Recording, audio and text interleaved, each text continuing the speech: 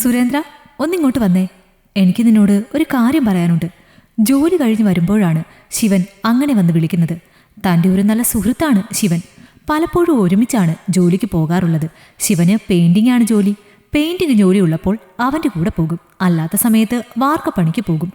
ഇവനിപ്പോൾ എന്താണ് തന്നോട് പറയാനുള്ളത് എന്ന് സുരേന്ദ്രൻ ഓർത്തു.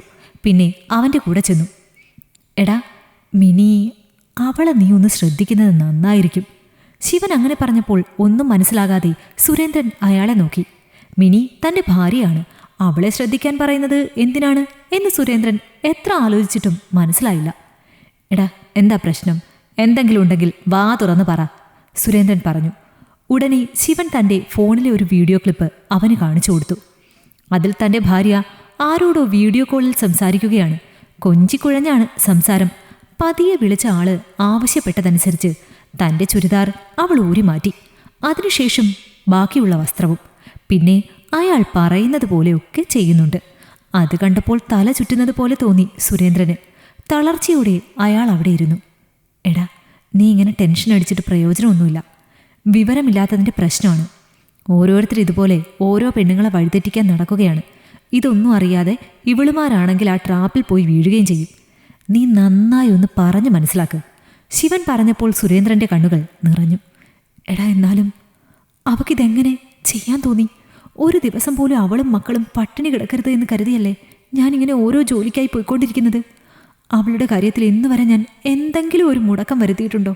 എന്നിട്ടും അവൾ ഇങ്ങനെയൊക്കെ ചെയ്ത് കളഞ്ഞല്ലോടാ. സുരേന്ദ്രനെ എന്തു പറഞ്ഞ് സമാധാനിപ്പിക്കൂ എന്നറിയാതെ ശിവൻ നിന്നു. ഒരിക്കലൊരു വീട്ടിൽ പെയിൻറ്റിങ്ങിന് പോയപ്പോഴാണ് മിനിയെ കാണുന്നത്.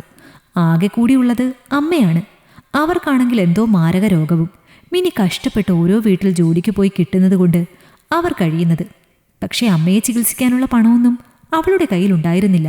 ആദ്യം സുരേന്ദ്രന് തോന്നിയ സഹതാപം അത് പിന്നീട് സ്നേഹമായി മാറി.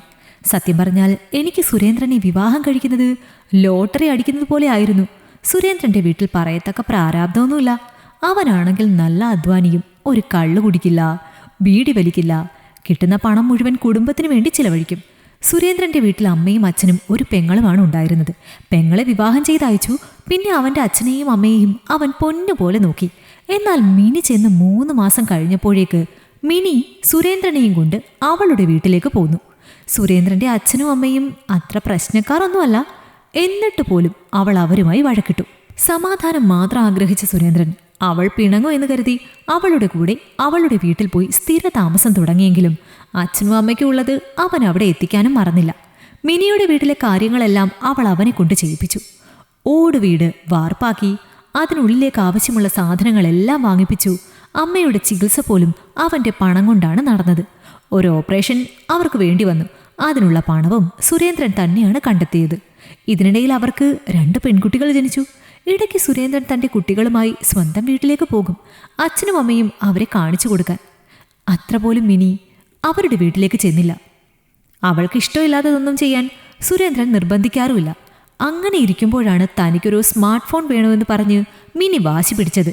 സുരേന്ദ്രൻ അത് വാങ്ങിക്കൊടുത്തു. ക്രമേണ മിനിയുടെ സ്വഭാവം മാറാൻ തുടങ്ങി. ഏതൊക്കെയോ ചെറുക്കന്മാരുമായി അവൾക്ക് ബന്ധം തുടങ്ങി. സ്മാർട്ട് ഫോൺ ഉപയോഗിക്കാൻ അറിയാത്ത സുരേന്ദ്രൻ ഇതൊന്നും അറിഞ്ഞില്ല. സുരേന്ദ്രൻ ജോലിക്ക് പോയി കഴിഞ്ഞാൽ പിന്നെ അവൾക്ക് വീഡിയോ കോൾ ചെയ്യലും ഇതുപോലെയുള്ള പ്രവൃത്തികളുമായിരുന്നു പണി. ചെറുക്കന്മാർ അതെല്ലാം റെക്കോർഡ് ചെയ്തു വെച്ച് അവൾക്ക് നല്ല പണി കൊടുത്തു. അവിടെയുള്ളവർക്കെല്ലാം അത് സെൻഡ് ചെയ്തു. ഏറ്റവും ഒടുവിൽ അറിഞ്ഞത് സുരേന്ദ്രനാണെന്ന് മാത്രം.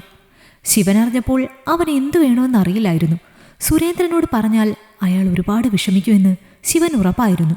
പക്ഷേ പറയാതെ ഇരിക്കാനും തോന്നിയില്ല. മിനി അവനെ പറ്റിച്ചുകൊണ്ടിരിക്കുകയാണല്ലോ എന്ന ബോധം ശിവനുണ്ടായിരുന്നു. അതുകൊണ്ട് രണ്ടും കൽപ്പിച്ച് പറയാമെന്ന് കരുതിയാണ് ഇപ്പോൾ വന്ന് പറഞ്ഞത്. സുരേന്ദ്രൻ കുറച്ചുനേരം മിണ്ടാതെയിരുന്നു. പിന്നെ അവിടെ നിന്ന് എഴുന്നേറ്റു. വീട്ടിൽ ചെന്നതും മിനിയെ പുറത്തേക്ക് വിളിച്ചു. ആദ്യം തന്നെ ചെയ്തത് അവളുടെ ഫോൺ നിലത്തെറിഞ്ഞു പൊട്ടിക്കുകയാണ്. നിനക്ക് എൻ്റെ കൂടെ ജീവിക്കണമെന്നുണ്ടെങ്കിൽ ഇപ്പോൾ എൻ്റെ വീട്ടിലേക്ക് വരണം. അതല്ല എന്നുണ്ടെങ്കിൽ ഈ ബന്ധം ഇവിടെ വെച്ച് മറന്നേക്ക്, സുരേന്ദ്രൻ പറഞ്ഞു. എന്നാൽ മിനി പോകാൻ തയ്യാറല്ലായിരുന്നു. അവളുടെ ഫോൺ പൊട്ടിച്ചതിൻ്റെ ദേഷ്യമായിരുന്നു അവൾക്ക്. സുരേന്ദ്രൻ കൂടുതലൊന്നും സംസാരിക്കാൻ നിന്നില്ല. അവൻ കുഞ്ഞുങ്ങളെയും വിളിച്ച് സ്വന്തം വീട്ടിലേക്ക് പോയി. കുറച്ച് ദിവസം സ്വന്തം വീട്ടിൽ കഴിഞ്ഞപ്പോൾ മിനിക്ക് ശരിക്കും അവൻ്റെ വില മനസ്സിലായി. അവർ വാങ്ങിക്കൂട്ടിയ സാധനങ്ങളുടെ പണവും ചോദിച്ച് ഓരോരുത്തരും വന്നു തുടങ്ങി. സുരേന്ദ്രനോട് ചോദിച്ചപ്പോൾ അയാൾക്ക് ഈ വീടുമായി യാതൊരു ബന്ധവും ഇല്ല എന്ന് പറഞ്ഞത്രേ.